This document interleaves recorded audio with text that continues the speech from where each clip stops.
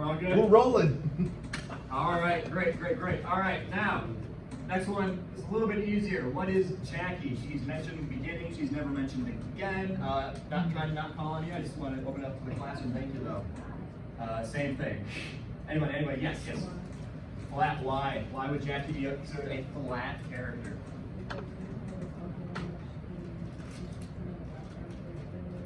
Exactly. I think the key word there is sort of a background character, right? Not the story isn't really focused on them. They're really there to introduce basically the story, right? Ask Barry these questions. It's a flat and a static character. They are not going through any kind of character evolution here. So they're flat and they are static.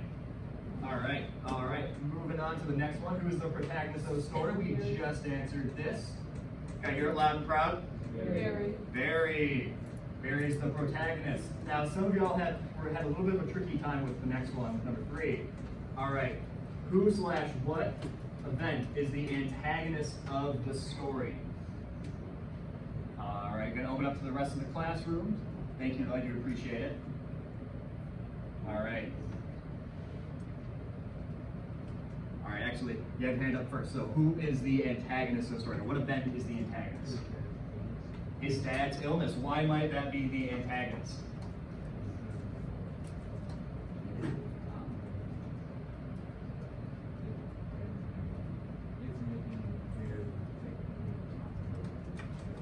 Exactly. It's directly impacting our protagonist, right? I had something written down about here. The antagonist works against the protagonist. I think it's a safe reminder, okay? So, a lot of people had put just like Barry's dad. Barry's dad is not actively working against Barry in the scenario. It's his illness that's actively working against the dad and Barry, right? Barry's dad is not the antagonist. He is not the villain of this story, while Barry is still kind of the hero, right?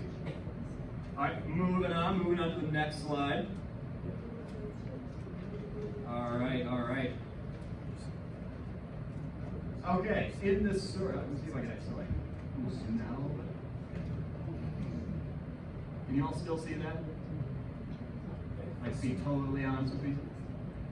Yay? Still looking good here? Halfway?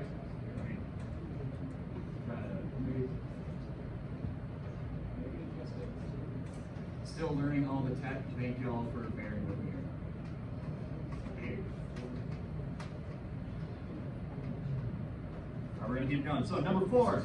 In this story, the action of Barry's helping his dad shave is a symbol. What does it symbolize? Open up to the classroom. What might Barry helping his dad shave symbolize in the story and in between Barry and his dad? Yes, you.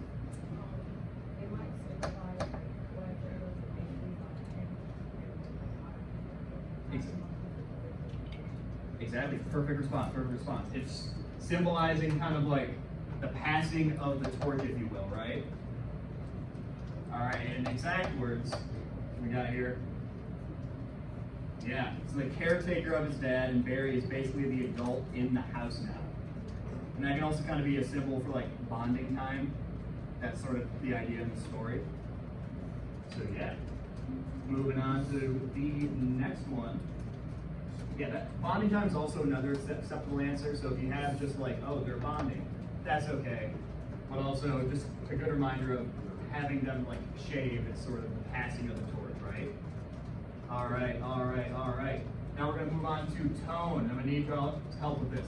All right, from the list below, choose 2 words that describe the tone of the story. Would anybody like to share the 2 words they chose to kind of express the tone of the story? All right, we got one right here, yes? Uneasy. All right, why might you say uneasy? So I agree with you.